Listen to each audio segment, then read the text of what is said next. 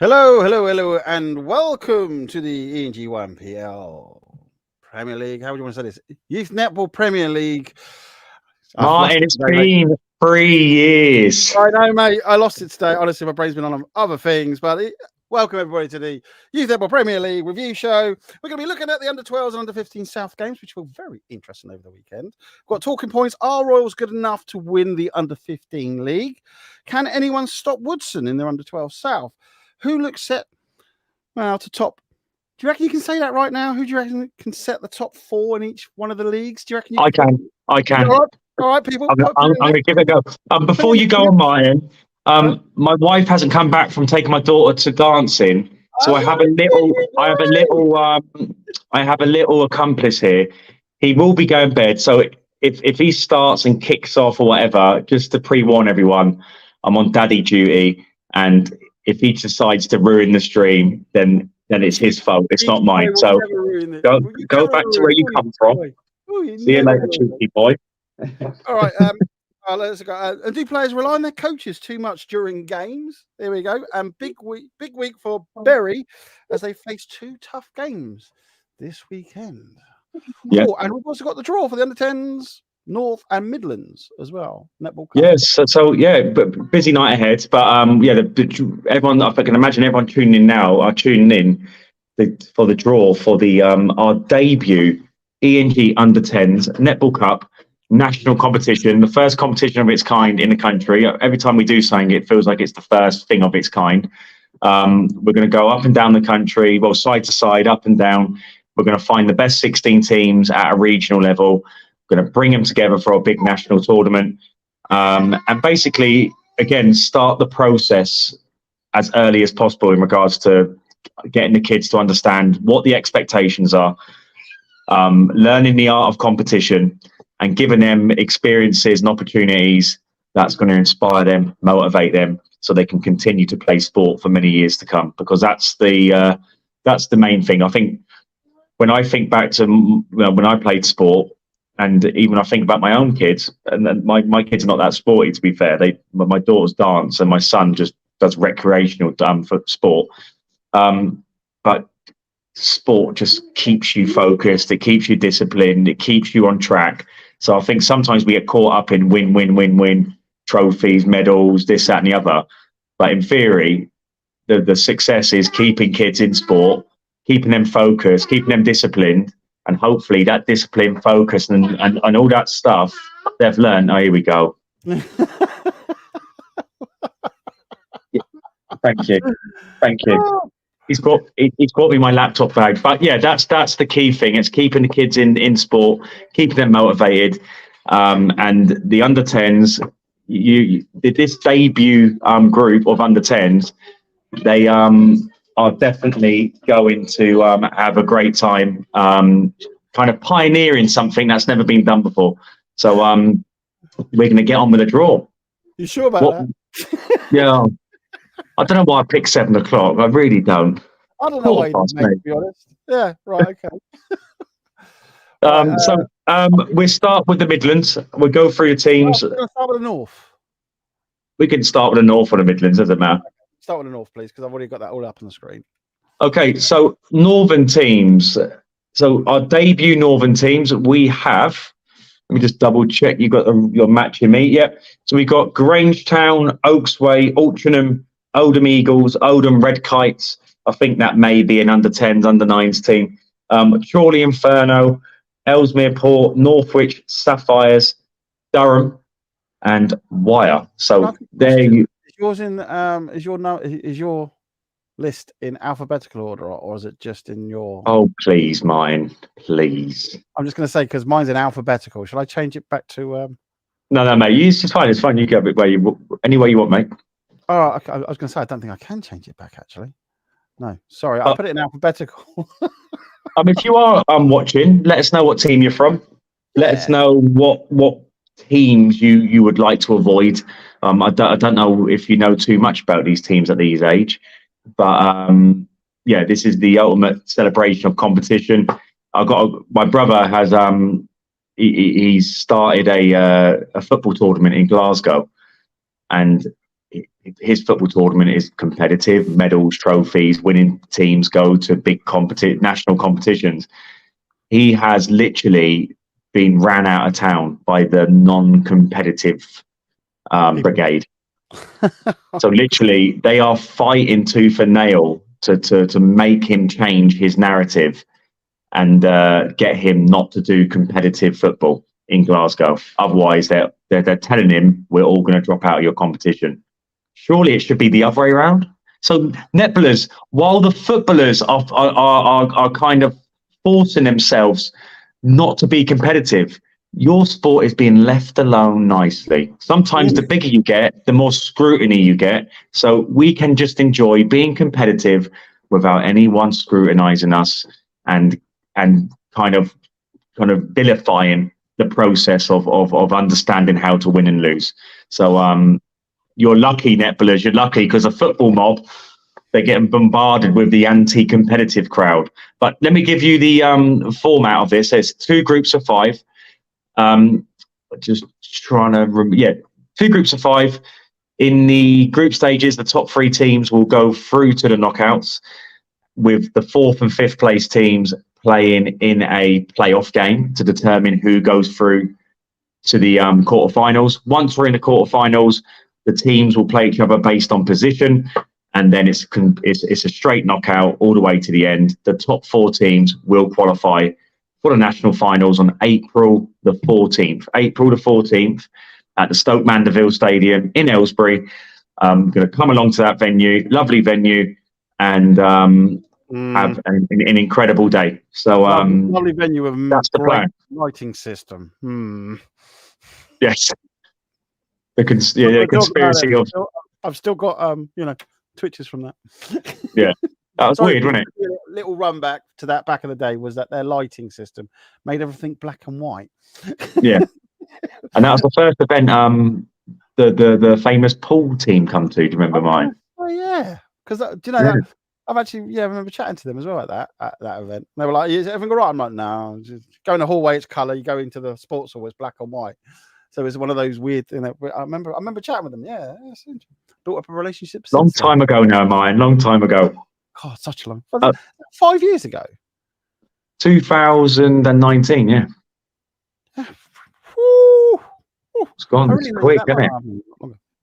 Okay. We were just babies back then. We were just starting out, mate.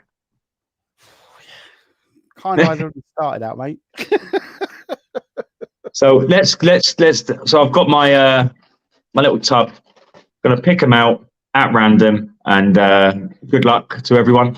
Hopefully you get the draw you desire. But in order to win these things, you normally have to go through the best team. So you can't avoid it. Tell us what.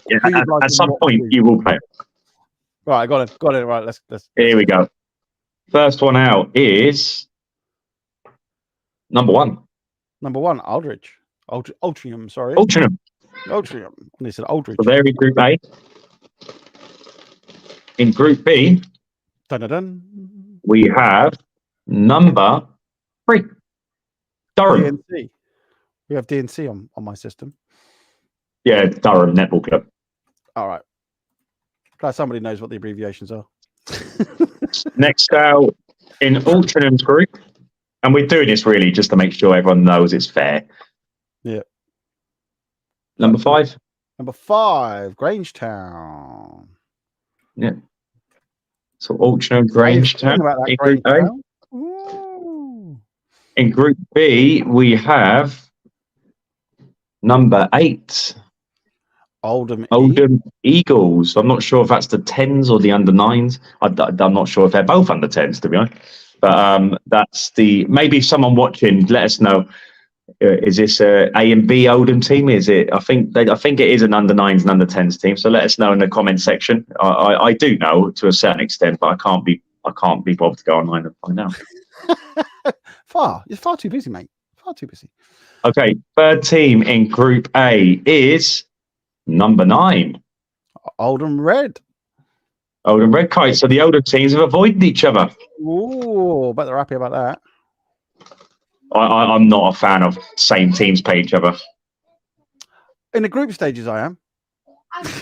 Here we go. Number 10. Number 10, Wire. There we go. About that wire. You happy? Well, again, I'm just going off the names, so I'm just saying, oh yeah, it's evenly matched. I haven't got a clue how good these teams are, to be honest.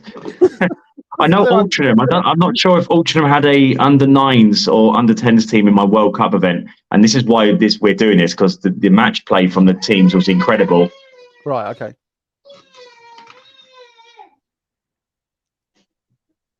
Number 7, Group A. Oaks Way. Da-da-da. In Group B, number 4. Number 4, Ellesmere. Ellesmere Port. Yes. Ellesmere. And the final team in Group A is number 6. Number 6, Northwich. Number 6. And then that leaves number 2. Number 2, Infernos. Chorley Infernos. There you go. There you go. So Group A, Altrincham, Grangetown. God, Oldham. my eyes. Oldham, Red Kites, Oaksway, Norwich, Sapphires.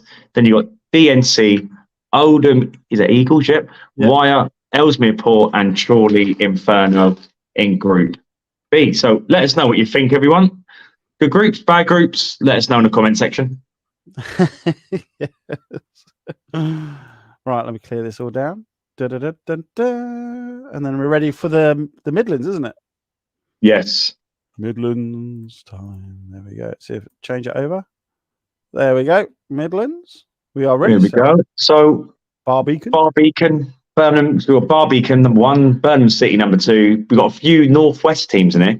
They're venturing down to the Midlands. There. Yeah. Well, we had last year, Ellesmere Port won the Midlands. I think it was the under 11s. It was, the under 11s then. I had so many people online going, how can they be the Midlands champions? And it's like, because they travel to the Midlands. I don't, to be honest, if someone's traveled to the Midlands and play a game of netball, I don't care. Like, if they want to play other teams, that's fine. Yeah, we're all here to compete.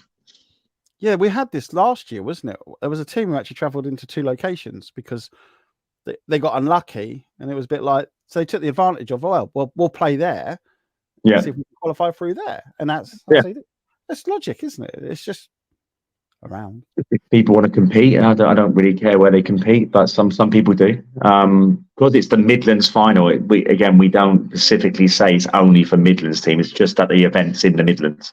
Yeah, that's it. Exactly. Let's clarify that. Yeah, exactly. There you go, people. You've been told now. There you go. So Barbeacon, Birmingham. But I can imagine the Midlands teams are probably thinking, oh. So Barbeacon, Birmingham City, Bramall, Ellesmere Port again, Little Sutton A, Little Sutton B, Ryland, Sutton Town A, Sutton Town B, Wilmslow Lightning. So let's see if we can separate these. What if we get a group of 2 Little Suttons and 2 Sutton Towns? That would be. Let's put it out there. Let's see if let's put it out there. See, now you said that, if it happens, it's all going to kick off, mate.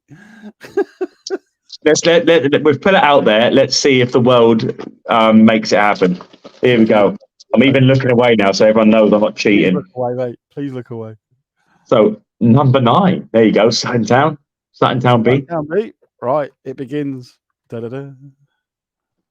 There we go.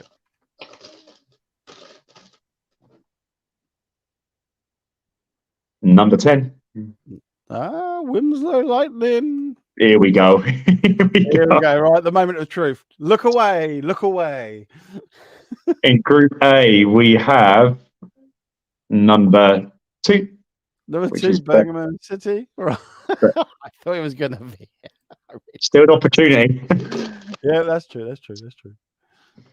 And in Group, no, we still did this. Still on, Martin. It's still on. Number 7, Ryland. Ryland. Sutton Town, are you thinking? Will you be together? And Little Sutton as well. Out next. Oh, it's dead now, Martin. It's dead. Oh, is it? Number 3, Bramall. Bramall. Okay. Why is it dead? It's still a possibility, mate. No, because we had 2 Sutton Towns and 2 Little Suttons, wasn't it? Oh, what, in the same group? Oh, I thought, no, I Same was group. thinking they'd be in separate groups as well, like battling each other. So there's still the opportunity then. That's what I was thinking. 2 in A and 2 in B. Okay, in B, number 6, Little Sutton B. Oh, it begins. Little Sutton B. There we go, number 6. So, right, both B teams have come out. So it's the A teams. 4th team in Group A is Ellesmere Port. Oh, right. That's group, yeah. The 4th team in Group A. Did I say B? I mean A. You mean A? Yeah, it was fine. I knew what you meant, mate. I knew what you meant. So, will Little Sutton come out? Will Little Sutton come out? Drum roll, please. Yes, it has. Little Sutton, number 5. Number 5. Right, that still means Sutton Town. Oh no, they can't, can they? Oh, yeah, Sutton Town, they can still come out. Yeah. Yeah. Here we go. And out comes. No, it's not. Barbican, number 1. Barbican, there you go, Bar. So that leaves Sutton Town A in the other team, in the other group, obviously. There we go. Boom. And yeah, number 8, Sutton Town A. I thought we were going to get both Sutton Town teams against each other and both Little Sutton teams against each other. There we go. So, I'll tell you what, was it the Midlands? Yeah, the Midlands. Little Sutton B did very well, didn't they? Remember that? They qualified through with Little Sutton as well. So that was interesting. So, well, and Hayley won't like me for saying this, but there is like a little rivalry brewing between Little Sutton and Sutton Town. You know what I mean, Martin? Oh, I like that. All right, okay. Yeah, I mean, it's brewing. It's brewing. Like, really? Yeah, mate. I'm telling you, it's very happy with you, mate. Gonna kick off. Why are you saying it? Group A, Sutton Town B, Birmingham City, Bramall, Ellesmere Port, and Barbican. And Group B is Wilmslow Lightning, Ryland, Little Sutton, and Sutton Town. So good luck to everyone competing in this competition. I cannot stress enough the importance of buying your tickets online. I cannot guarantee that we're going to have enough seats to facilitate everyone who would want to come. The balcony space is out of bounds because the teams are going to be up there. So literally, we are restricted. If you come along and you haven't booked, you're restricted to the sports hall. If we haven't got no seats, you cannot come in, and it's going to be a busy one. So make sure you book online nice and quick so we can get ourselves organised, because these events are very well. There's a lot of work goes into putting them on, so we can get organised and ready in regards to refreshments and all that type of stuff as well. So good luck to everyone. Then the Northern one is on the 18th. Hopefully next week, Martin, we'll do the Eastern and Southern. I think regardless whether it's filled up or not, we'll do it. And if teams do come in, we'll fill in the gaps. Yeah, but then some teams might lose in the Midlands and think, well, I'll come down to the South. This is the opportunity, you know. Teams did it last year and it worked to their advantage, you know, because things just happened and they weren't that good on the day, or they weren't as good as they could be. So there you go. I think if you know, certain teams, I think that's a great strategy to have. And if they're willing to travel, and I ain't being funny, we talk about this quite a bit, traveling in a national competition, you are traveling all over. So, you know, I mean, it goes to show you who's more committed. We've actually had teams who've dropped out because it's too far for them to go. You're like, really? That's like the grand finals. What? Oh, I didn't think it was going to be that far. At what point did you not think national finals meant? So yeah, look. Sorry, I'm going off on one. I apologise. One of those days today. No, but when England Netball put their national finals up in Newcastle, everyone thinks it's amazing. If anyone else dare put their events, like I feel sorry for teams in especially down in the south, like the pools and the team bridges, and the teams up in the far north, like Grangetown, Oaksway. You dare put any events around those areas, the pitchforks are coming out, mate. Well, this is it. But if England Netball do it, it's the best thing ever. Nobody wants people say to me, "Oh, you got no consideration for people travelling. We travel, mate. We travel. And Martin, you've got a lot of travelling to do, mate. Mate. I sent you your fixture list, mate. You did indeed. I'm still actually put it to the side. I'm not looking. It's like... No, Martin, no Formula One for you this season, mate. I haven't watched it for like 3 seasons since I've been so involved with ENG. You know, my mates say to me, "Oh man, Formula One." I'm like, I don't want to talk about it. Don't want to talk. But you've not watched? No, I haven't. I missed it, and I haven't got around to watching it. I'm too busy doing other stuff. Well, I used to be like a heavy gambling addict until I started doing ENG. Now I'm clean. I don't get any weekends to myself. You just got no time. How'd you get on your addiction? I just, you know. So if anyone out there struggling with their addiction to gambling on football, come and work for ENG and you kill you. Or kill you. One of them, cure or kill. There you go. But back to the under-10s. Book online, please, ASAP. And we look forward to seeing you at the events. It's the Midlands that kick things off on January the 28th. So we look forward to seeing you then. And should be good fun. Under-10s. Under-10s. Well done. We turn the under-10s into superstars next. Sorry, what? The under-10s next, the conveyor belt of superstars coming through ENG. Mate, they're going to be loving it. They're going to be loving it. Without a doubt. So, but now we're going to move into our review show. We'll start with the under-15s, Martin. I thought you might. Because that was the Saturday games. Yes.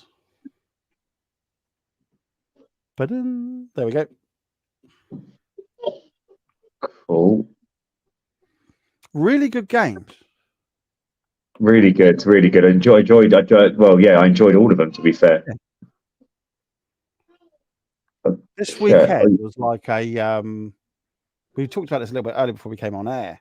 This weekend's games were like the majority, and I always say like 90% of them were just absolutely amazing to watch, even if the score doesn't even make it look like it was like the first 3 quarters. You know what I mean? It was just like woo-hoo-hoo.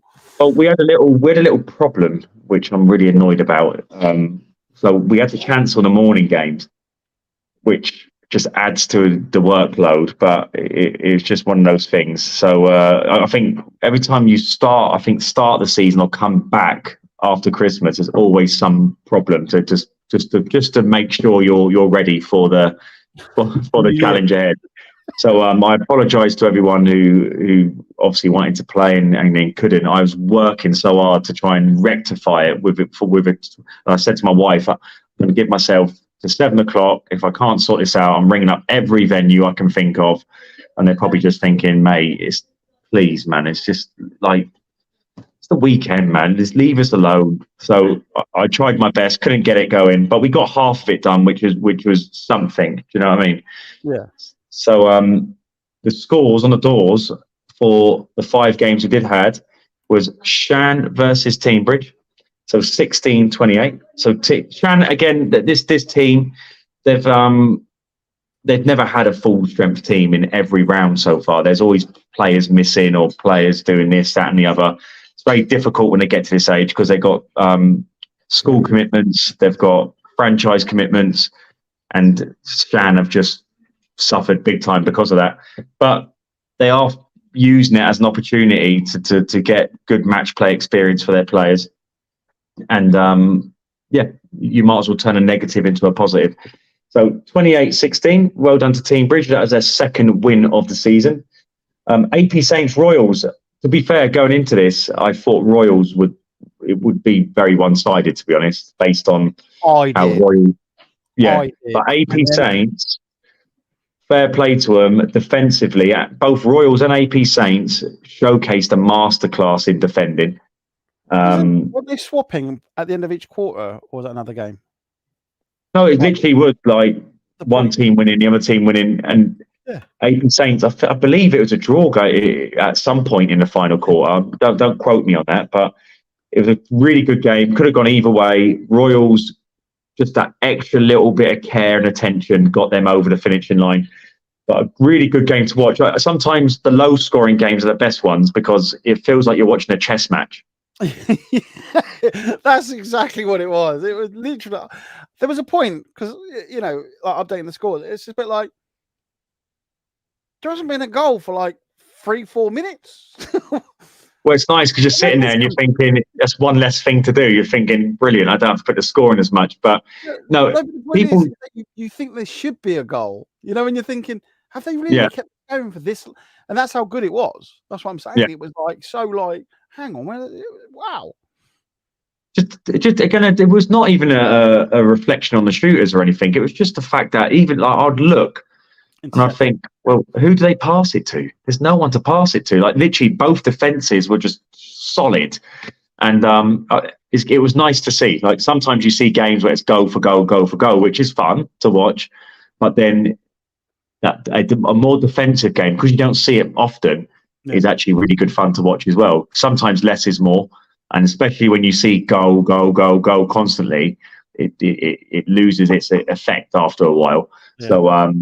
Good game, AP Saints and Royals. Very, very enjoyable to watch, and probably people watching at home really enjoyed it as well. Magic Team Bridge. So Magic did a few players missing in this game in particular, and I was a bit worried for him because Team Bridge were looking good. Yeah. But Magic showed how far they've come as a team. They have that ability now to kind of say, no, you turn up for the second game because we're this type of thing. We want to keep players rested and stuff like that. So I thought it might have been a little bit of a mistake, but it wasn't. They done very well. They very professional, and they got a win. So that was their third win of the season. So that kind of kept them in fourth place. Shan versus AP Saints. Oh damn it! I should have sent you an interview, but.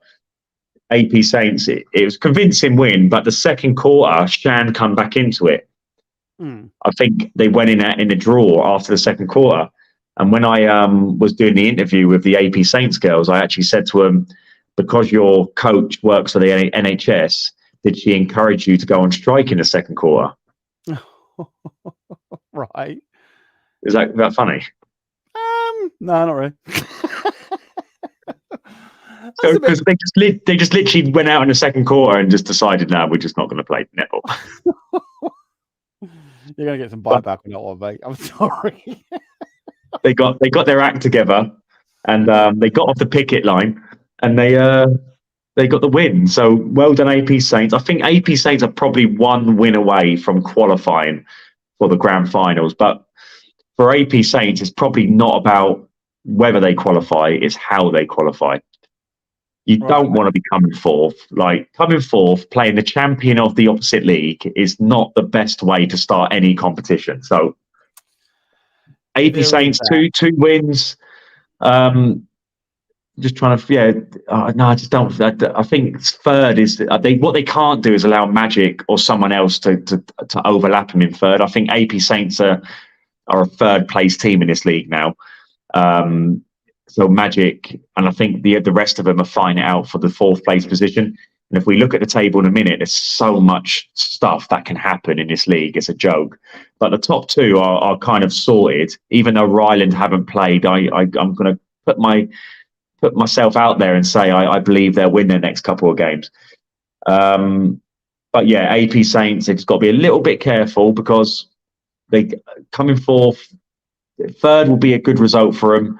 Fourth, not so great. So they got to get at least a win or two wins would be perfect going into the back end of the season. Right. Then last game of the day, this is a really good game. Royals and Magic. Magic, how many times, Martin, have we seen Magic lead going into the final quarter to lose? Yeah. Like after they won the Eastern event, the event you had in the absolute trauma at. I'll just get over that. I thought they kind of had kind of climbed a little bit of a mountain and got beyond that kind of mentality of throwing away leads. They were playing a very good team in Royals, but they were playing so well defensively, mid-court. Mia, who's their superstar shooter, and I'm gonna again saying people might not agree with me, but by far the most watchable shooter in the entire country. I go everywhere, and I cannot tell you that no other shooter gets reaction that Mia gets when she shoots. Right. I'm not trying to say she's the most prolific shooter on the planet, and she can. What I'm trying to say is, if you want to sell tickets, and if you want to draw a crowd, you put Mia on the court, Right. because it's not just her ability to shoot; it's the fact that it's how she shoots. It's this loopy shot that goes up in the air and just comes crashing down through the net. But then it's all the different angles, all the different ranges she can shoot from, and every single person, like we'll be sitting there, and I'll be like, whoa, and Deborah will be like, whoa, and even Sienna's like, wow, and Martin, you're on your table going, whoa. 5 seconds like 5 seconds later, yeah. So, but they were doing so well, but Royals, they kind of have this kind of stubbornness to them, and they grounded out or grinded out the win, and it's just that's the difference, isn't it? That's the difference between winning leagues and losing leagues, qualifying for nationals, not qualifying. It's basically not knowing when you're beaten, and still, even when you're probably not playing as well as you should be, still getting the win. So there you go. Well done, Royals. Royals top class team, and they literally they did pull it out of the bag, and Magic's the same. I think especially after the East, and thanks for reminding me of Luton. Yeah, I mean Royals, watched them quite a bit as they've been going through all your netball cups in the previous years and stuff, and seeing them out there, they are hard to play against. But they are a great addition to the league. Like I was saying to someone on WhatsApp the other day, I was saying the teams in the league now, like we get no hassle, no drama. Everyone is just literally on the same page and just enjoying the experience. No one's trying to demand things or dictate how we should do things. Like we listen to people's advice and we take it on and we implement as much as we can.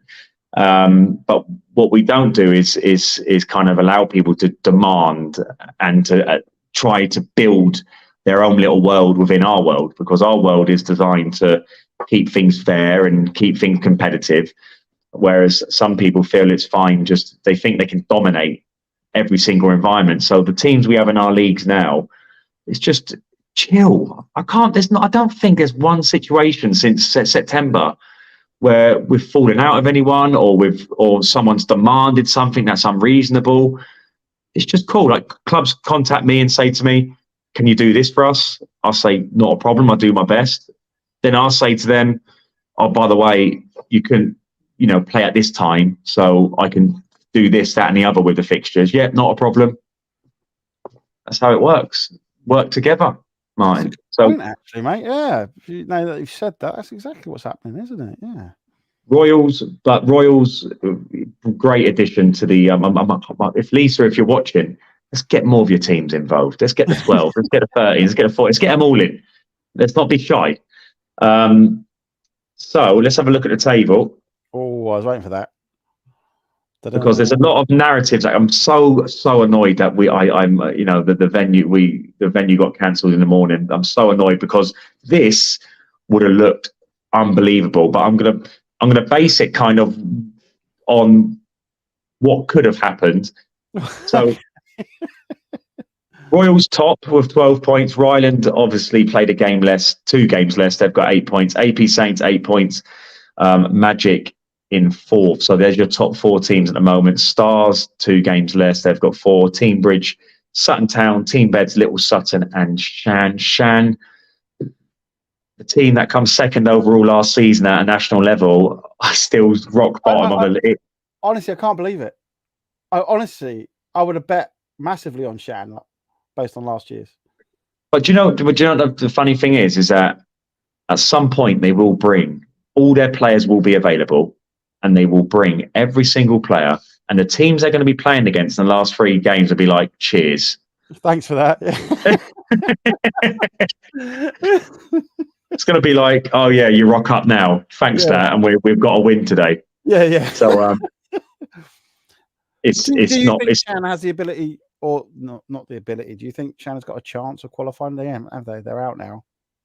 No, it's not going to happen now. There's two. There's well, let's go. Let's work our way through a couple of narratives here. So Royals, if we look at their next set of games, they're playing Sutton Town. I expect them to go and win that game, and they play Teambridge. I expect them to go and win that game.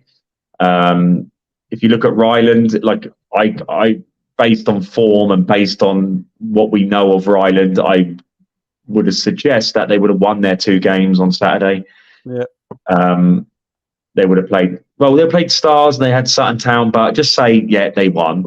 Then they have Team Beds, and they got Magic. So this could be the banana skin for Ryland. So Royals, I think the next 2 games, I think they're probably a lot more winnable than Ryland's next 2 games in February. We're going to get the other ones sorted hopefully before February the 25th. Right. So that means we can all work on the same page going into the 4th round.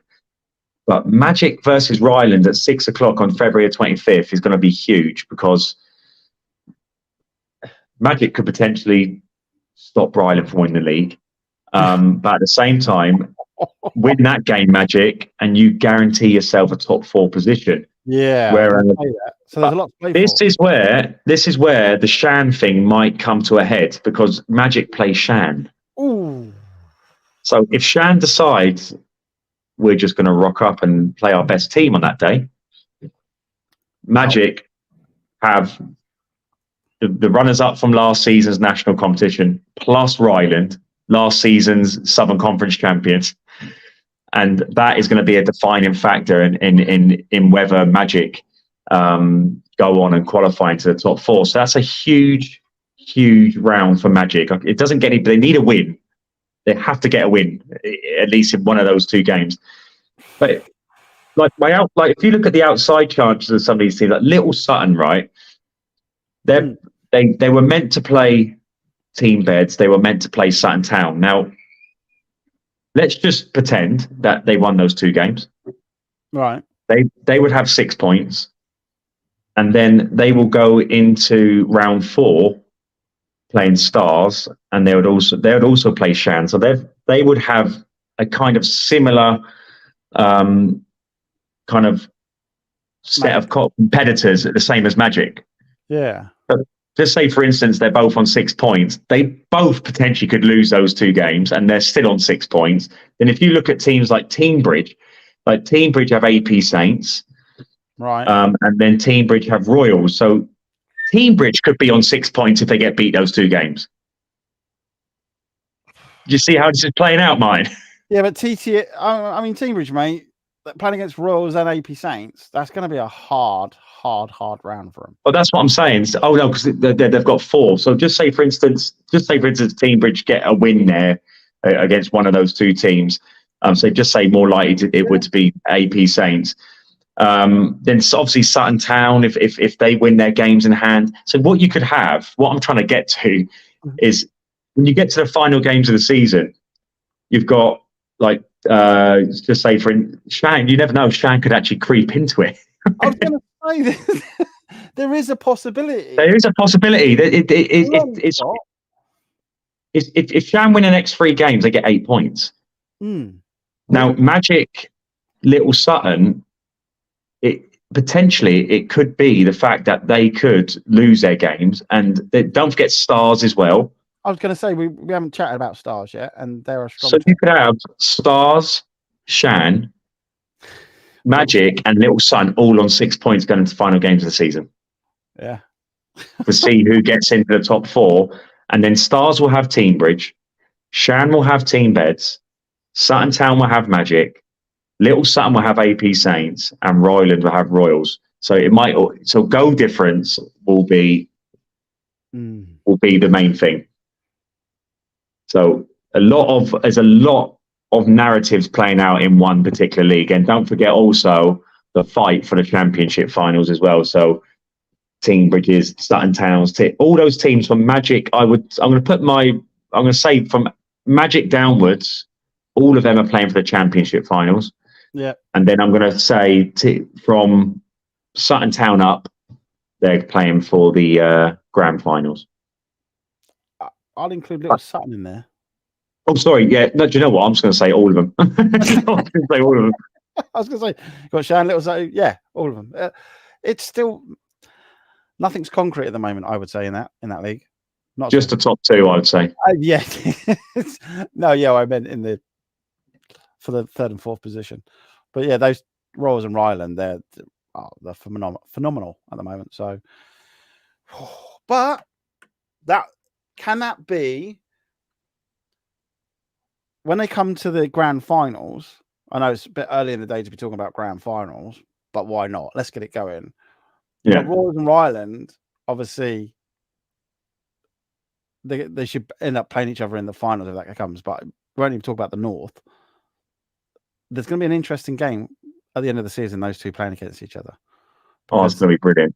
I honestly, I think that's one to definitely watch. And but it's the ultimate anti-style game you're going to get. You've got one team that is formidable in attack, and you've got one team that's formidable in defense. Who's going to win it, defense or attack? So literally, you're just it is going to be the most cancelled out game you're ever going to see. I cannot wait for that. That's what I think it's going to be. Huh? The ball's going to go over. It's going to be defending. It's going to go back for the attack, and it's going to come back for the defense. It's just going to go like that. 0-0. You'll have to start changing. We're changing the scores to 15 love, 15 all, 0-0 advantage. So yeah, so a lot of netball still to be played in this league, and there's a lot of drama still to play out. So yeah, but really, really good 5 games we had there. Well done to all the teams, and thank you as ever to the supporters who come along and support the event, and anyone who supports the live stream at home. It was a great watch, and without you, we wouldn't exist. So well done to everyone. But that will from that point. Check out the highlights from the under-15s Youth Netball Premier League Southern Conference round 3. Before we do that, I'm just going to say round 3.5, but the first half of the second half. Yeah.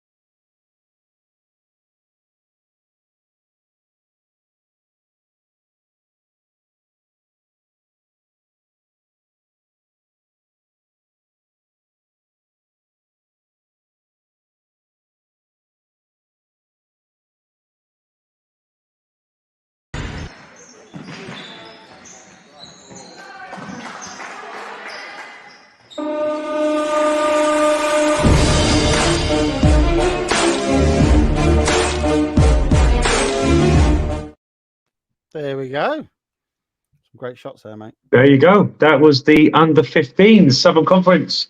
Now we're moving on to the under 12s.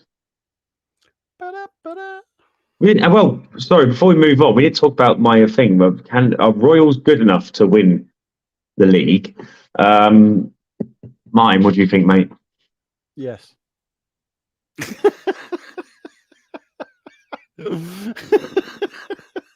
Simple answer, yes. They've got great form, mate. Simple as. I've watched them for a lot. When I watch Royals play, obviously through my little screen, you can just see it all just moves well and the way the team works. And they are very, very, very strong. And I do think Ryland's going to have some problems and stuff. And to me, Royals, they are very, very, like, they're top class. So would you say if it comes down to the end of the season, Royals versus Ryland, who wins? I would say Royals. Whoa! Don't make me put this on Instagram, mate. Mate, put it on Instagram. I dare. No, You're brave. Dare you. Royals. You're brave. Yep, right. There you go. I'm backing your Royals. There you go. Hey, those Ryland girls, if that ball comes heading towards you and your equipment, mate, you know why now, don't you? I'm in trouble. I know. Yeah, you're in trouble, mate. Hey, mate, I'm not saying they're not a good team. I'm just saying, Ryland's very strong as well. Obviously, you can tell by the scores. But I think Royals just have that little bit extra spice. They've got it. They literally, they're gelled. You see them. I'll tell you what they remind me of. Yeah, is another Northern team who was very high class and very motivated in the way they came in. Like if you watch Royals when they walk in, all I can say is a bit like oh, well, them days. But they got great attitude. Don't give you no grief. And they literally come on. You watch when off the ball action. So obviously during the breaks, yeah, we spin the cameras over to either team depending on each time. You can see the way their team sticks together. All right, I'm going to throw this out there. You can put this on your Instagram if you want, mate. Right, ready for this? I tell you what, I really hate seeing. Go on.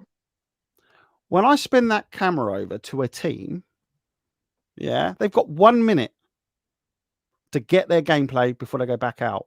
And I see some twiddling their thumbs, dancing to a bit of music. Yeah. Yeah, it does my head in. You're there to play competitive ENG YNPL sport. Yeah. I don't want to see the Macarena. I want to see you playing. You're going to love that on Instagram, aren't you? I sometimes think to myself, where do you get, like, when you're like competing and you come off the court and you hear obviously the music's on and you start thinking, it's a great time to dance. You think, I don't know how we're going to get into that as well about, why kids potentially, why they're not self-motivated. I get it, right? But we're talking under 15s here, especially. Yeah. You're at that attitude or that sort of level where if your coach is talking to somebody else or a couple of others on the team, speaking to the rest of your team saying, how can we do better? Or how can we, what are we lacking? How can we, can we? Yeah. Let's get, the tactics right so that we know where they're short on, what they're doing. Or, and if you're losing, why are we losing? Come on. Do you see any holes in their defense or in their attack or whatever that we can speak to each other, work as a team? That's how you do it. So, well, when I think about Royals, I think what they have, which probably is better than Ryland, is they're a bit more durable. Again, they've got that stubbornness about them. Where I think Ryland are a bit susceptible to kind of losing their way in games. But at the same time, I think in terms of their attack, kind of the skill set of their mid-court players, they're probably a bit more creative, Ryland. Right. So I think it is definitely again, you've got this stubborn, solid, structured team against this kind of more of a creative, artistic team. But artists sometimes go and cut their ears off when they get frustrated. Do you know what I mean? Yeah, but see, what I see in Royals is a well-oiled machine. Yeah. No, I see. I just see Germany. I see Germany. But look, yeah, you want to go to Germany? They talk on and off the ball.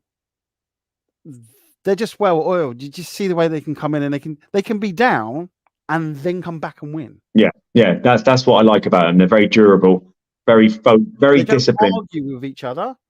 You can see that they're not having a go, and they work hard. They really do, and that's why I said, they got my sticker, mate. Royals. Well, there you go, Royals. You've got a fan in Martin. There you go. There you go. So there you go, Royals. Can you? Yeah, of course you can win the league, but I think maybe experience will kick in, and I think Ryland will win the league.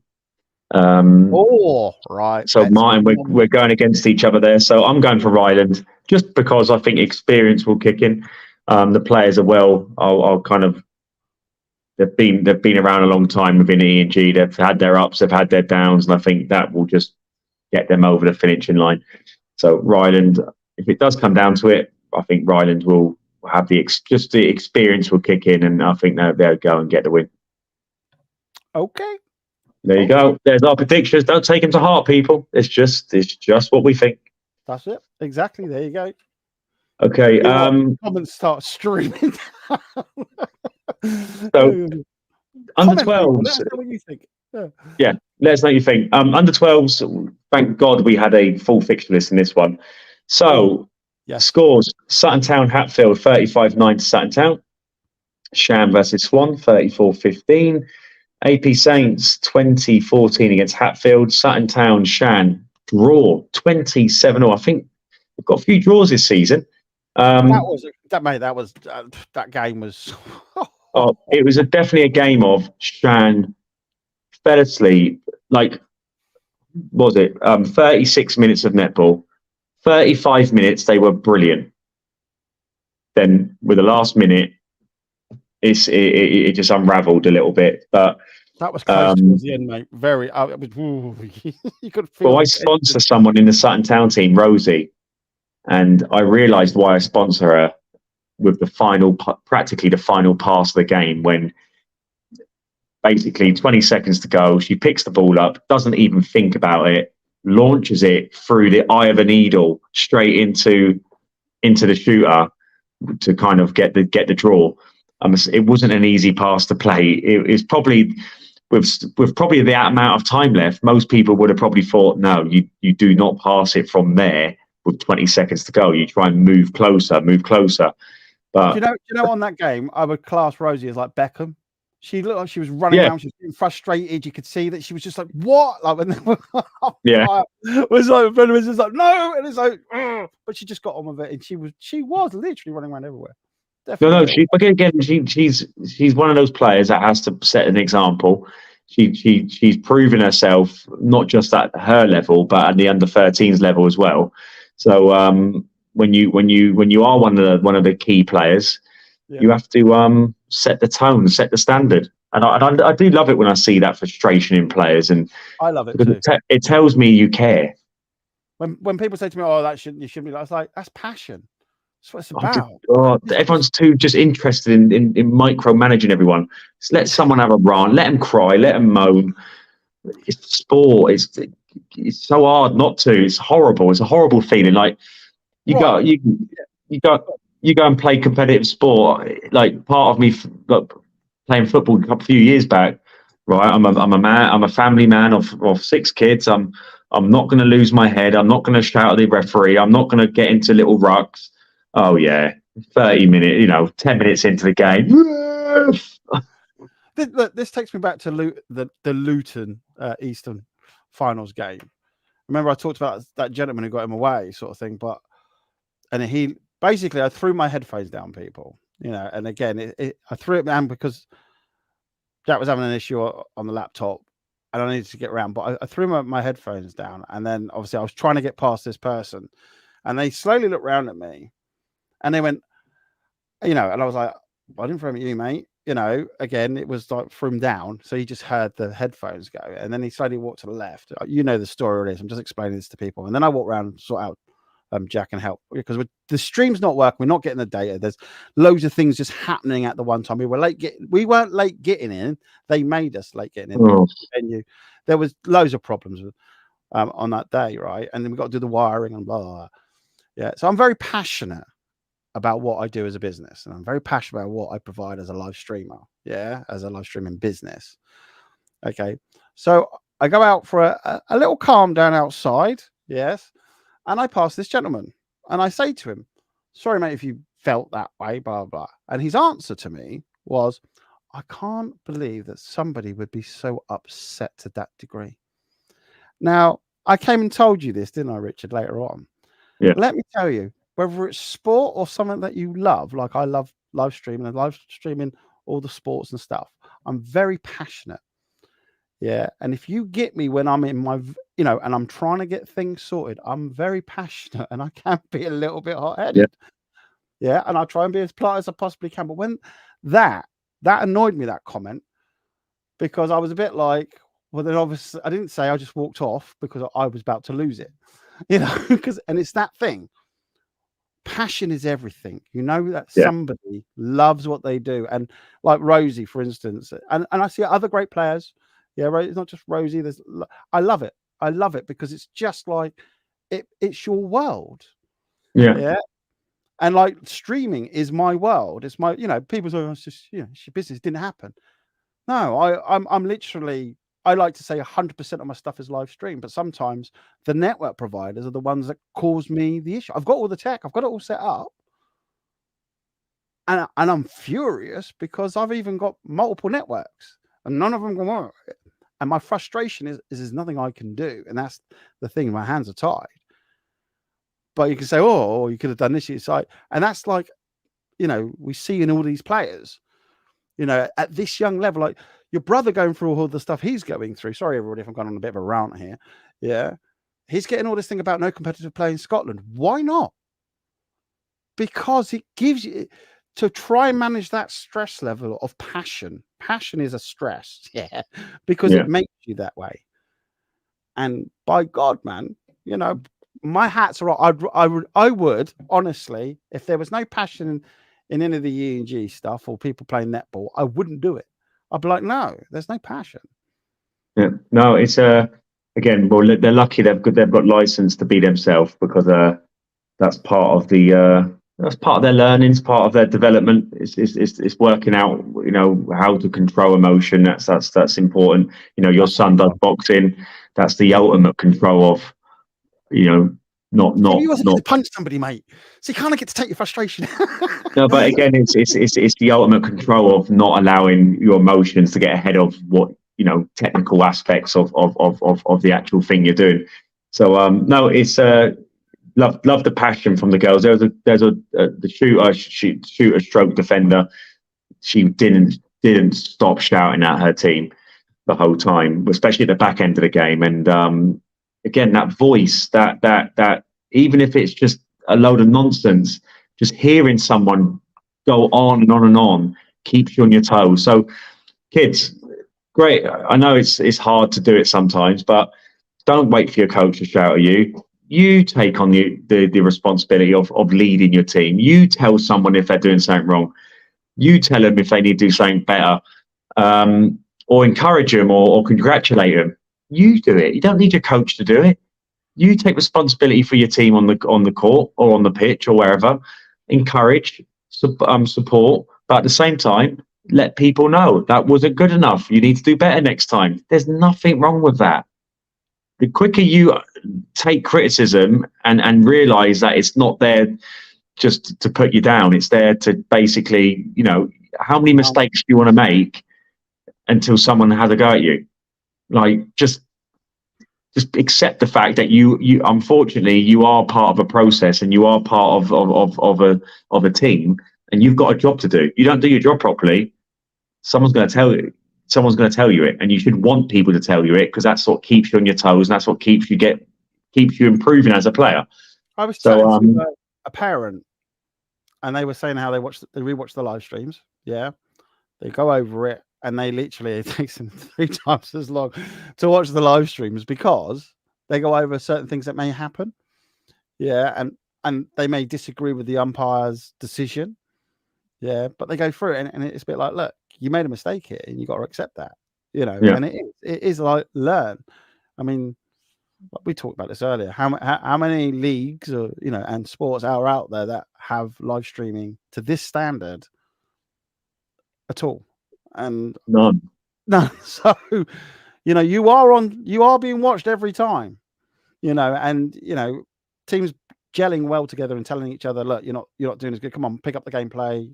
You're leaving a hole there, whatever. When you get to a point as a team where you're comfortable enough to encourage and rile each other out and not take it to heart, that is a good place to be. Trust me.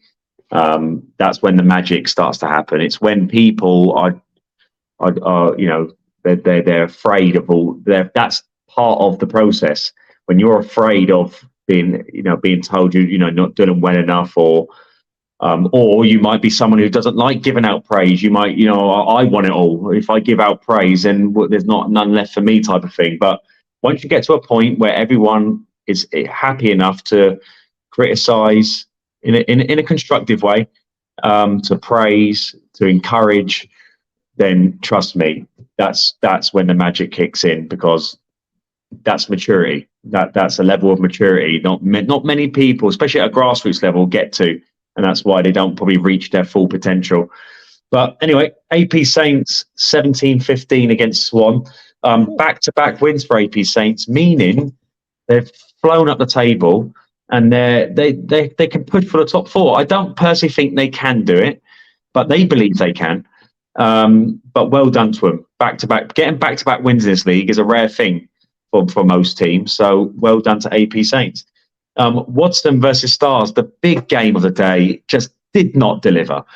Wodson absolutely destroyed Stars. That's the best word I've got for it. Not because Stars, not because I think Stars weren't good enough. I just think, again, the approach mentally to the game just wasn't there. I didn't see the hunger or desire from Stars to feel that they really wanted to win that game. It was more.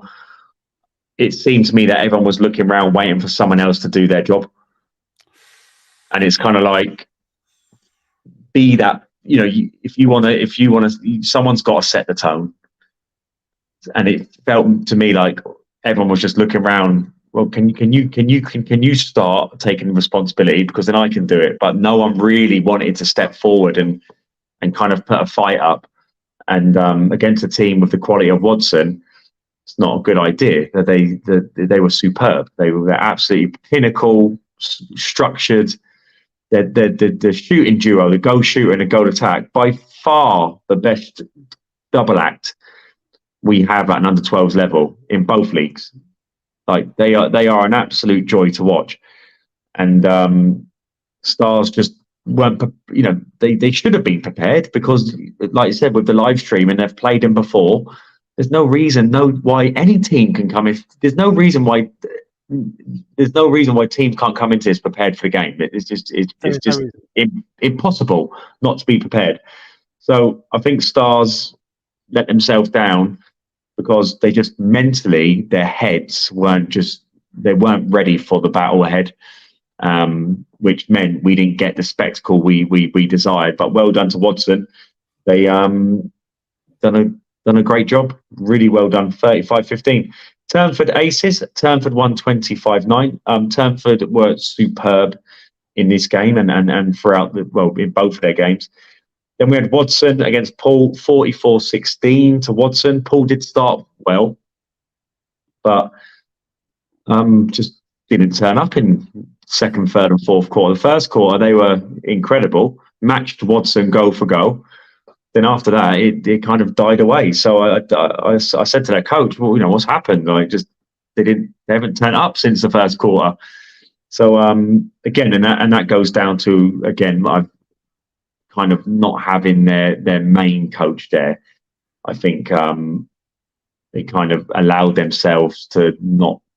Okay, it's a bit like having when you go to school and the supply teacher turns up and you feel like you've got more leeway to mess around. Do you know what I mean?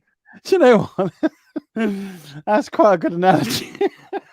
Like you still do your work, but you kind of know that it can be at a standard that's not as good, and still get away with it. And I'm not trying to say the pool coach let him away with it. What I'm trying to say is, someone like Haley, the personality of Haley is very hard to replicate. So if you've got someone like Haley sitting there,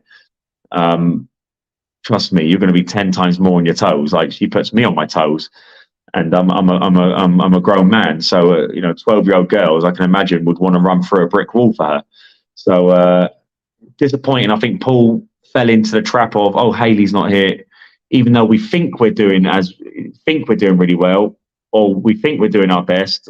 We're kind of just allowing ourselves to fall into a kind of a zone of let's just get by,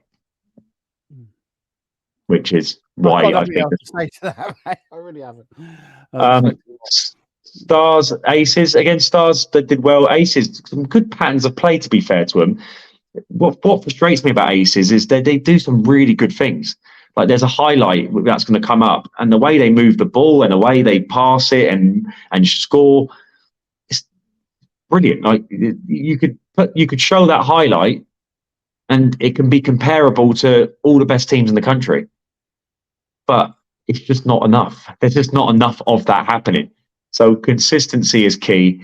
The more consistency they get in their match play, the more they're going to see positive results. But they are struggling because they haven't won a game yet this season, so they need to win one very, very quick. Then Poole versus Turnford, the historic game, and a bit like the Wodson Stars game, just didn't live up to expectation. Turnford were absolutely awesome in this game. I think the history of the game meant more to Turnford than it did to Poole, and Turnford were ruthless, and they moved into the top four with back-to-back wins. So well done, Turnford. There's the league. So, there we go. So Wodson, our top, 12 points. Sutton Town 11. Sutton Town, in theory, saved their season because Wadson's goal difference is now superior. Sutton Town's running is very difficult. They've got Stars, they've got Turnford, and they've got Wodson. So what's not going to happen is Sutton Town, they ain't going to rock up and roll those teams over. So Wadson's goal difference is going to be superior to Sutton Town come the end of the season. So if Sutton Town would have got beat, we could have had one of those games where it's kind of like, well, it's a good game, but it doesn't. If Sutton Town win, the goal difference is killed you off. But at the moment, Sutton Town, if they win the next two, it will go down to the final game of the season. But they do have to play Stars and Turnford, which is a tough running, especially the form Turnford are in. Probably the worst time to play them. Stars in third. So I think these top three, Martin, I think they're done and dusted. I think that they're going to be in the grand finals. Stars need one win to confirm the top. All these teams need one win to confirm the grand finals, but Stars, Sutton Town and Wodson are there. Stars, they're there, but they just need one win to guarantee it. Then from Turnford all the way down to Shan, we've got an epic finale coming up. I think Hatfield, Swan and Aces are going to play for the final championship place and the relegation. But Shan, a bit like their under-15s, a quality team, but just not getting the results they need. But they still have a chance of the top four. So if we go have a look at the fixtures. Oh, we want to go there. Ooh. Yeah, so February 24th, we're at a new venue. We're on Hertfordshire. So it's Wodson and Turnford. They're on home territory there. So that'd be interesting. Yeah. But if you look, I think Wodson, they're going to win the next two games. They got two of the bottom three. But the important games is Poole against AP Saints. Big game. AP Saints then play Shan. Paul have Hatfield, so you could probably see Paul winning against Hatfield, but the AP Saints game is huge. It's absolutely huge for Paul because if they can win that game, then win the Hatfield game, they'll have 10 points.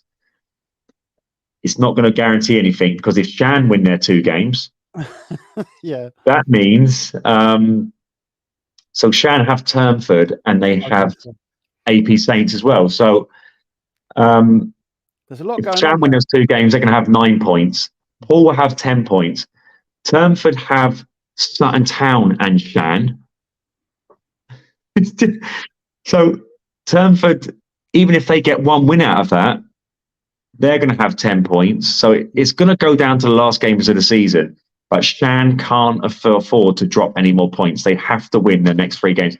If they win their next 3 games, I can imagine Shan will qualify into the top 4. Hold on, let me just have a look at the last games of the season. It's a turn for the AP Saints as well at last game of the season. It's seriously, mate. If just say for instance, Shan win the next 2 games, Turnford lose their next 2 games, Paul win a game, AP Saints win a game. Literally, the final game of the season is going to be epic. Epic. You're going to have 4 teams vying for 1 position in the table. I'm just going to look at that. Yeah. There's too many things going on, mate. In a good way. And if we look at the bottom of the table, let's see if we can see where Aces can get a win from. So Aces have Swan. So there you go. The bottom 2 will play each other on February the 24th. And this is a big game because a win may be enough. 1 win. So goal difference is going to play a major factor in this. It is. But Hatfield obviously need to win 1 of their games to secure themselves a championship play. Yeah, if Hatfield get 1 win, so Hatfield play Paul. So Hatfield will be thinking that's a viable win. That's a game we can get a win. But if we look at the last games of the season, Shan have Aces, so it's going to be tough for Aces. They need to win that game against Swan, and Swan need to win against. This is interesting actually. Aces play Shan, but Hatfield play Swan on the last game of the season. Yeah. Oh. So it could mean if Swan beat Aces, then Hatfield and Swan will go at each other to see who gets relegated. Yeah. Loving it. Then Turnford AP Saints, that could be deciding the top 4. Stars versus Paul. So if Paul win their next 2 games, they're going to have to get something out of the Paul game, the Stars game, which isn't going to be easy. No. And then Wodson versus Sutton Town. So Martin, can we fast forward to April, please? My mum always said, mate, be careful what you wish for. Yeah, it's playing out nicely, but well done to everyone again who played this weekend. I think people are really enjoying the experience. Well spectated, and here's the highlights from round 3 of the Southern Conference. I totally forgot about them. Right, hang on, here we go.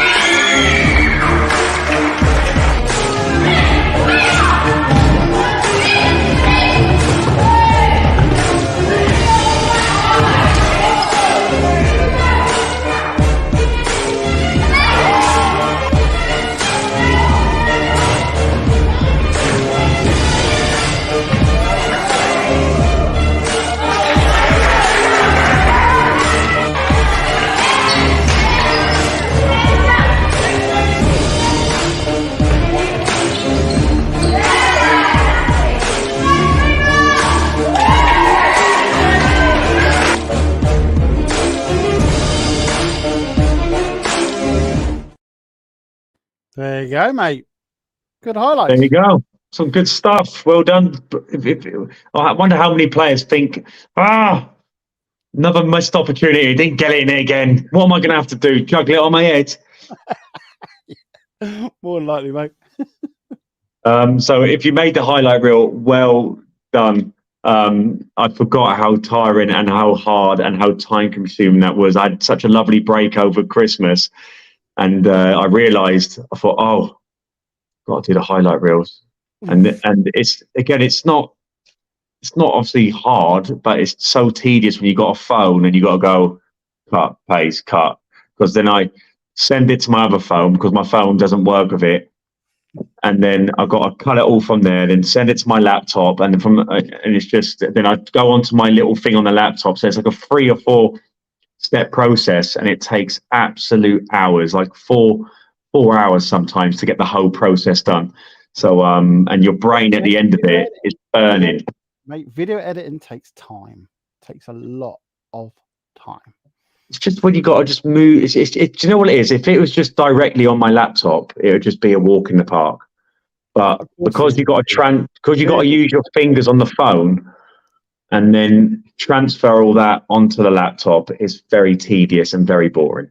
That's what it is. Okay. So, but when you see the final article, you think it was worth it.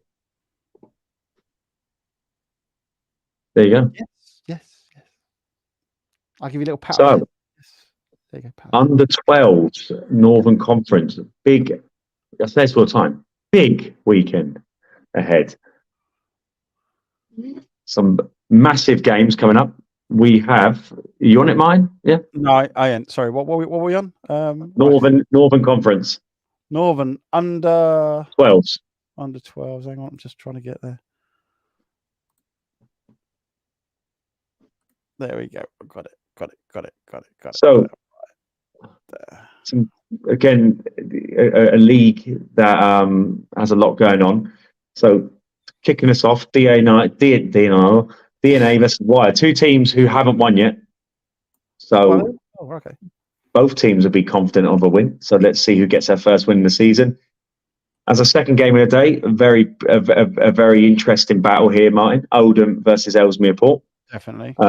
Then we have Oaksway Wire. So Wire, I think they'll be thinking this is an opportunity to get 2 wins on the board. So, and Oaksway potentially will be thinking the same. DNA then Ellesmere Port, Oldham Oaksway. Then Chester versus Oldham. Leeds Athletic versus Bury. A very competitive afternoon here. Rivington versus Chester. Oldham under 11s versus Leeds Athletic, and the final game of the day, Rivington versus Bury. So, huge games coming up. Bury, if you have a look at their fixtures, they got Leeds and they've got Rivington in one day. If they can pull off 2 wins here, and I've heard that Bury beat Rivington, Martin, in a county game recently. Oh, that's had it. Yeah, right. Okay. There you go. So psychological edge and all that. Definitely. Yeah. So we have like Oldham playing Ellesmere Port, so 1st versus 5th, and you've got Leeds and Bury 3rd versus 4th. Then you have 2nd versus 3rd. Oldham and Chester 6th versus 7th, and you've got 8th versus 9th, 8th versus 10th. So we've got a well balanced fixture list, mate. Definitely. Yeah. Oh, who's going to get off the bottom? Who's going to stay on the top? Well, the interesting, I think we can clearly see there's a clear split here with who's going for what. Yeah. We talked about this before. It's actually quite sad that one of those top 5 teams will have to miss out on the grand finals. But again, it is. So Ellesmere Port, if they get 1 win, that's 8 points on the board. If they can get, it's going to be difficult against Oldham, but if they can get, if they were to upset the apple cart, which Ellesmere Port have done before, they have done it before. Yes, they've done it before. They're Ellesmere Port are fighters, so they're not going to lay down and allow Oldham to tickle their tummies. That's for sure. They're gonna come out. They're going to be fighting, and again, like anything, if you get a good start and you take the team out of their comfort zone, you've always got a chance. So Ellesmere Port have to disrupt big time in the first couple of quarters. Any team can have a bad day, no matter how good, well versed, well oiled they are. And Ellesmere Port have proven that fact actually by taking advantage in certain scenarios over the certain centuries of gameplay that they've been playing. Yeah. So, mate, honestly, I think that table there is not a foregone conclusion. No, it's definitely not. So, but the Ellesmere Port Oldham game will potentially define Ellesmere Port's season. They've got Bury and Leeds in one day on March the 9th. So if they get at least a win, they'll be 2 points behind, just say potentially the top four, and then they play Leeds and then they play Bury. What an afternoon that will be. And the same for Bury. Bury could go and lose 2 games this weekend. Yeah. Well, that's what I'm saying. That league is wide open, mate, as far as I'm concerned. I would not bet on anything on that league. So it's going to be interesting. And then you've got like Oldham, Chester, Wyre, Oaksway, teams all fighting for the championship positions. But then what position you're going to finish in to give yourself the best game possible in the championships. So yeah, that's what we got to start focusing on now. We got to start focusing on not just people winning the league or qualifying, but who you're going to be playing. See, I disagree with that. To me, I don't care who I'm playing in the championship sort of thing or in grand finals. You're going to play against who you're going to win, and you're going to win it. That's how the team plays. I'm a different mindset, mine. Yeah, I think in these big competitions, yes, you're going to always think, yes, I'm going to have to beat the best team possible to win this. But I'd rather someone else have a crack at them first. Fair enough. Go on. Yeah. Go and punch them up a little bit. Get them a little bit a bit injured or whatever you want to call it, and I'll have a crack at them afterwards.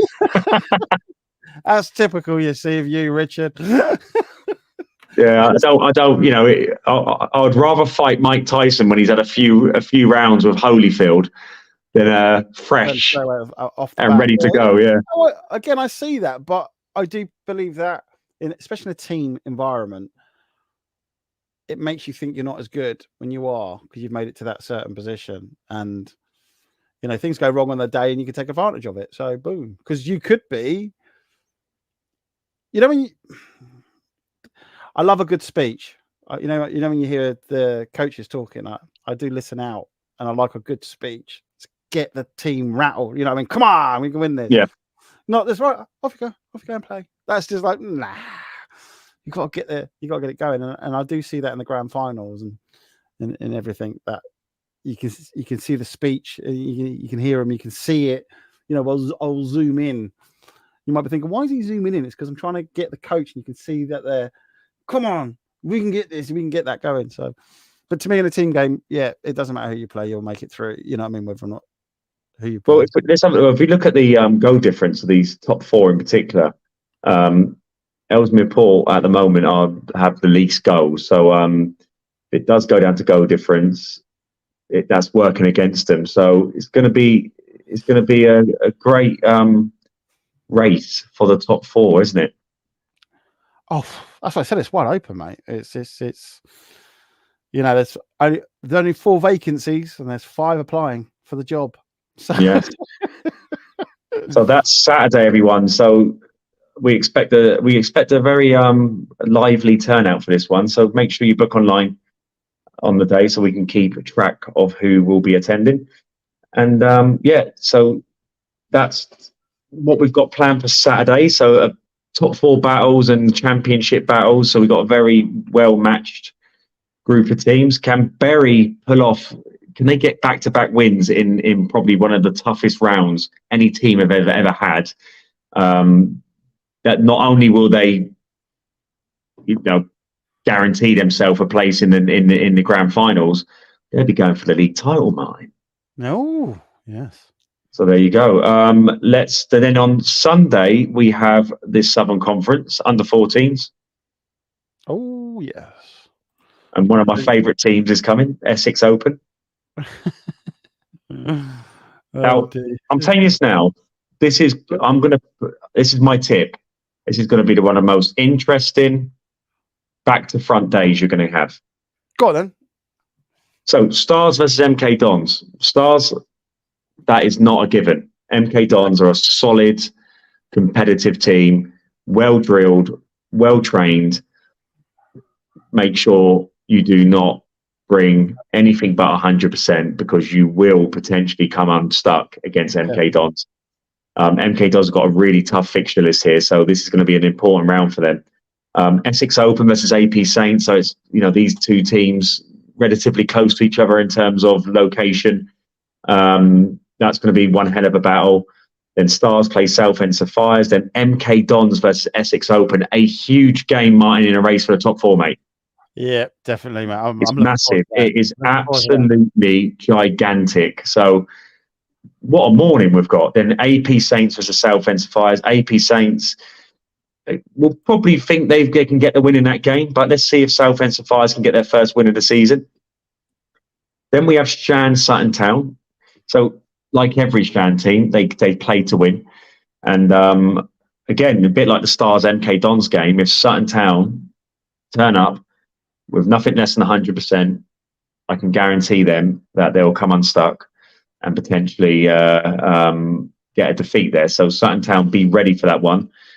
Turnford versus Magic. So both these teams in the last round had really good rounds. So both full of confidence. Sutton Town Conquerors. Now this here, Martin, is my banana skin game of the day. Go on then. Enlighten me, sir. Conquerors in the first round had a half-baked team because players were doing school trips, whatever. They turn up in round two and they look like a championship winning team, mate.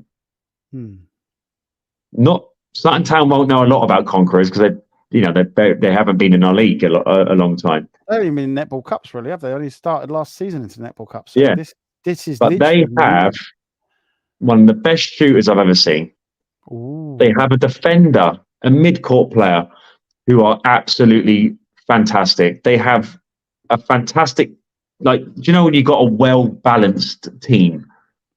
You've got leaders, you've got workhorses, you've got creative flair, you've got a shooter who can shoot from far away, from near the post, far away from the post. You just have all those characteristics and all those blends of personalities that make a good team. This Conquerors team, they're solid, mate. They're absolutely solid. And that, for me, is going to be the game of the day because Sutton Town, we know how good they are, but trust me, they are. We're going to find out how good Conquerors are on Sunday, and I'm tipping this to be a potential upset here, Martin. No Sorry, Sutton Town. Don't hate me, Sutton Town, but sometimes when you see things, you think, "Whoa, that's real. That's no joke. That's the real deal there." And I think Conquerors potentially, we'll find out. I might be wrong, but Sunday we'll find out if they are the real deal. So looking forward to that one. Then Sham versus Magic, a great game as well, Martin, for the race for the top four. Then Conquerors versus Turnford. So, mate, that fixture list from top to bottom, from bottom to top or top to bottom, absolutely incredible. Ram-packed, mate. Can we have a look at the league? It's brilliant. So if we look at the table, when you start, mate. So look, MK Dons. Yes, they still can afford to lose two games. They can lose two games this weekend and still be in the hunt for the top four. A win, really? And I'm going to say MK Dons are literally at the grand finals. Essex Open, if they get 2 wins, they're going to be in a good position, but nothing's guaranteed. Obviously, Shan are in 4th. Magic have a great opportunity to push for the 4th. Conquerors. Yeah. Obviously, Magic's got an uphill climb compared to the rest, but because they're only on 3. But you've got. But look, Turnford, Magic, Conquerors, Essex, Shan, all the way up to MK Dons. That's why I highlighted it. Look, even highlight Magic, mate. Because all right, I'll do that because we know Magic can bring the magic. There you go. So look at that. That tells you all you need to know. And just say, for instance, Conquerors get two wins and defeat Sutton Town. Then Stars win both their games. Champion, the race for the title is back on, mate. There is so much going on there, mate. Yeah, like I say, it's anybody's at the moment. I mean, Sutton Town, great team. I know how well versed they are in looking at the stuff. And let's have a quick look at March the 3rd. So I was going to say, who's got? There we go, March 3rd. So Essex Open have like Turnford and Magic. Stars have Sutton Town. That's a good one. Yep. So Conquerors could just say Conquerors win against Sutton Town and Stars beat Sutton Town as well. Then Conquerors win both it. Then, mate. Do you know who did these fixtures? They're a bit of a legend. They are, mate. Hats off to this one. To this season. They've done well. They've coordinated it lovely. I mean, it's just, again, I couldn't put a bet on, and say that's definitely going to happen. It's good. It's yeah. March. We're going to find out, how the land lies after the thing. But I'll tell you what, right? This team here could upset everybody as well. That could upset the whole table. No, I agree with you. They have a lot of good players in their team. They are good enough to beat the majority of teams in this league. Again, it comes down to consistency and making sure they're not making too many mistakes. But no, again, AP Saints, we'll find out a lot more about your credentials to push for the top 4 this weekend. The MK, you've got Essex Open, and you have Southend Sapphire. So 2 wins for you pushes you right up the table. Exactly. But MK Dons and Essex Open, what a game that is! What a game! I'm not being funny, mate, but the championships is going to be funny anyway. As well, it's going to be as highly, contagious. As the grand finals, because to me, you're going to have it's just great teams all over. It's a bit like I think you might have the grand finals at 8 teams. That's what I'm saying. Well, it's going to be important that teams that go to the championship finals don't see it as something that's not as good. I think you've always got to remember there's stepping stones to where you need to be. Sometimes you can rush the process. So sometimes a team might go into the grand finals. They put in a few good performances, get some good results, go to the grand finals, get absolutely trashed. That could be as detrimental as just not qualifying for the grand finals, going to the championship finals, winning that, building that confidence up and understanding how to finish off a process. That could be just as that could be more positive than going to the grand finals and getting absolutely whacked up. Yeah, totally agree. So, but at the same time, again, you are where you are, and sometimes you don't overthink it. Don't think, oh, I'm not where I am, and that's not fair, or I want to be there. You're not there. You are where you are because you are there. So you must go through that process of getting to where you need to go. But unfortunately, getting to where you need to go means you have to go through here. Yeah, but it's what I'm saying. Honestly, if you don't make it to the grand finals, it's as good as the grand finals. All those teams there, it's like they should all be in there. That's what I'm saying. Well, the most important thing is making sure that teams are just not watching other teams play in these competitions. What's the point in the teams doing this league to then not have something at the end of it to kind of finalize the process? Yes. So at least the majority of the teams will be able to finalize the process and know exactly where they're at. You might come 8th in the South and win the championship. So you beat all the Northern teams and you think, well, hold on a minute, we come 8th in the South, but we're beating all the Northern teams. Yeah. So we're a lot better than we actually think we are. It's just that we're in a very difficult league. Or the Northern teams might say, "Oh, okay, we come 8th, but we win." Okay, our league position says we're not particularly that great this season, but actually, the reality is we're still one of the best teams in the country. Yeah. So you've got to sometimes like spin things in your head to kind of realise that there's other ways of looking at things instead of just going, "Oh, I'm there. Oh, that must mean this." Sometimes it's not as black and white as it seems.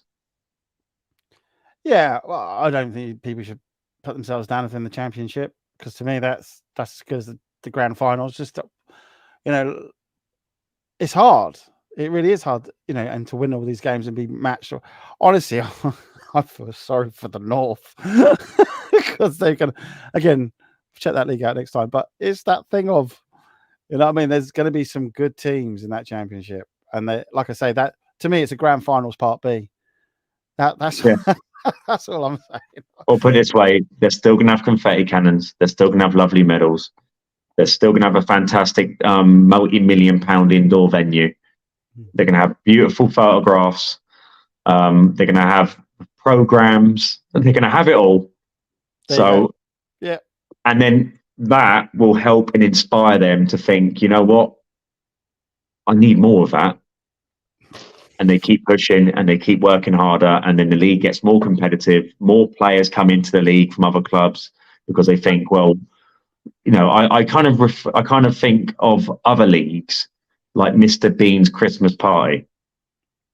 Go on. Do you remember the episode? No. So Mr. Bean invites 2 guys round from his workplace for his Christmas party. And it's the dregs, mate. There's it's as boring as anything.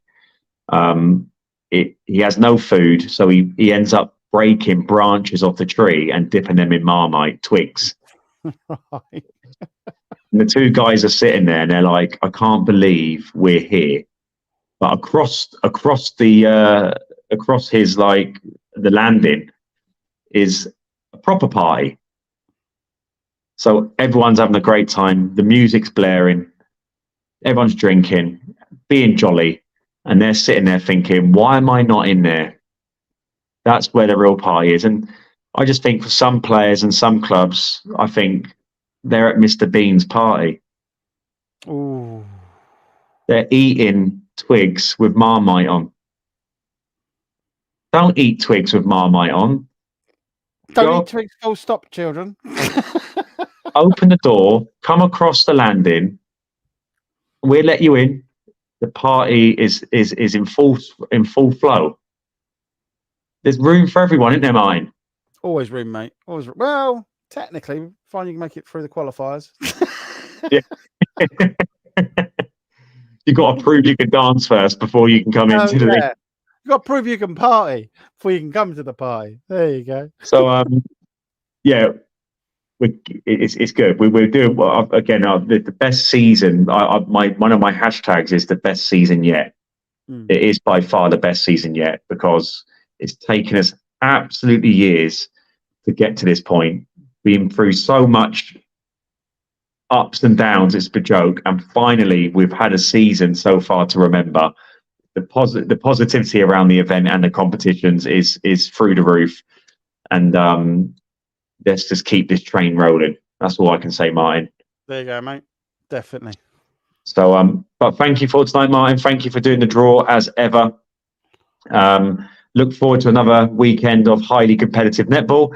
After this weekend, we head into the Netball Cup events. We love these events. They're just absolutely brilliant. So we've got league, we've got cup events coming up. It's just full on now up until probably back end of June. So we are in full flow all the way up till June. And we're looking forward to all the action coming this weekend. Don't forget to purchase your tickets online.